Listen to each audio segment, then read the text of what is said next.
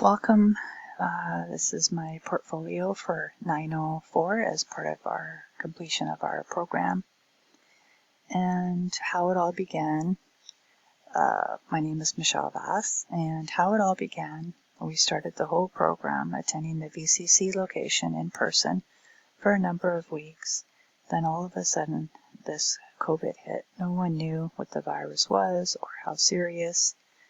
So we all moved online. This is when peer connections continued to be made. As we worked either on our own or groups, we persevered, making memories all the same and taking some takeaways.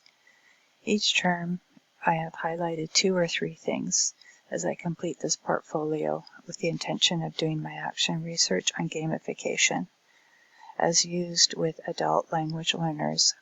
Technology has definitely been key over the last 2 years, and even in my own profession prior to all this. This is why my action research will be on gamification.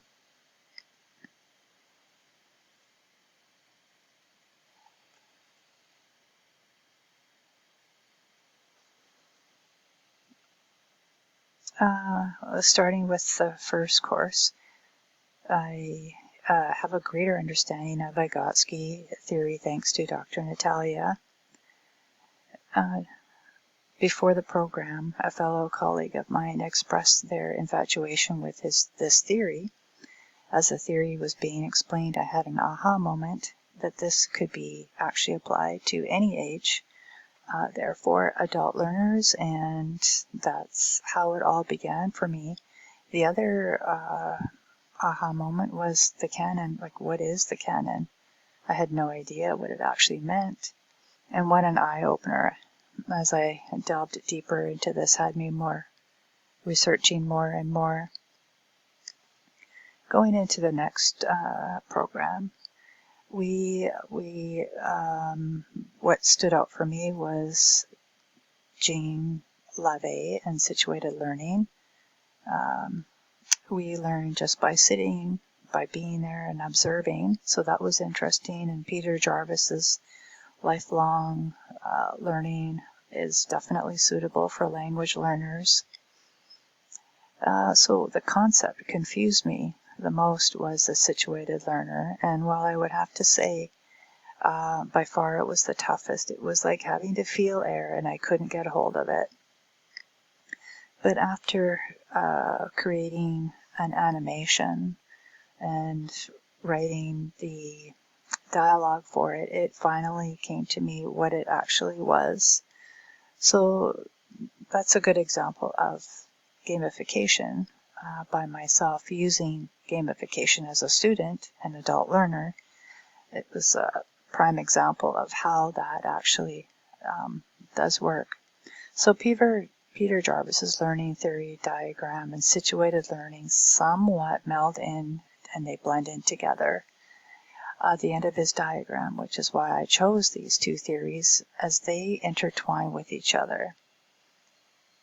You have all the elements of both. So this here is the animation that I did create. I'll just move it a bit forward here. Once Michelle has finished, then please ask away. Okay, starting with the fact that I'm extremely nervous today as this will be my first time in front of so many people. Situated learning. J. LaVey argues that learning as it normally occurs is a function of the activity, context and culture in which it occurs, therefore it is situated. For example, this contrasts with most classroom learning activities which involve knowledge which is abstract and out of context. In this paper, I will present my argument stating why situated learning is not suitable.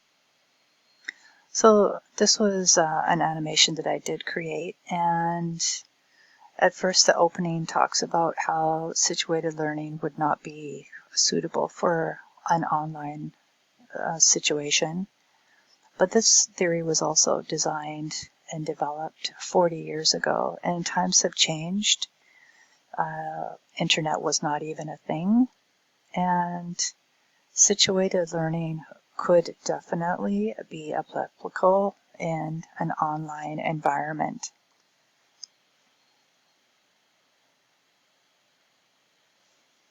Next, we talked with Dr. Larry, and he explained to us about veil painting and holistic connection.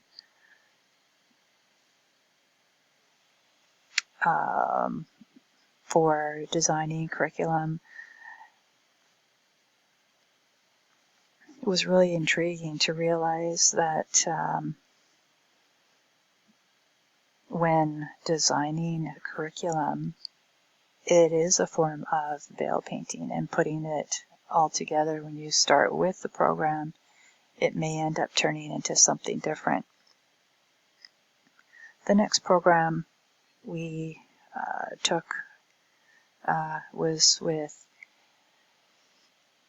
Dr. Michael, and he talked about finding what is that artifact, what is your journey being from the beginning, then this program, and then where we are today.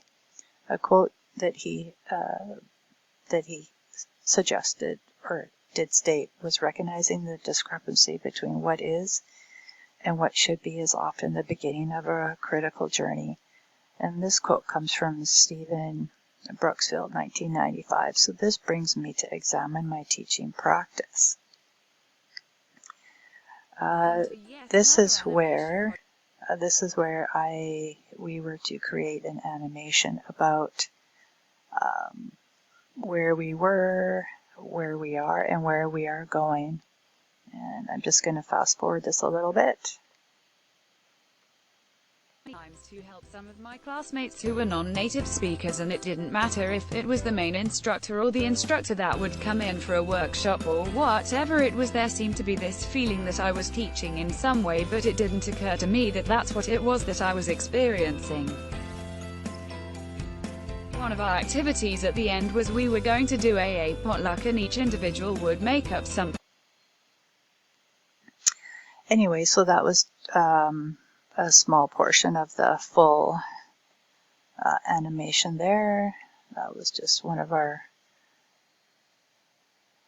things that we needed to do. Last, we studied with Dr.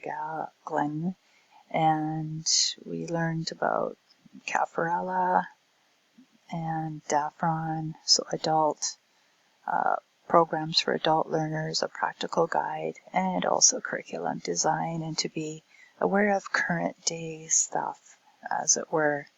So things like you want to update, you want to modernize your material to reflect today's world.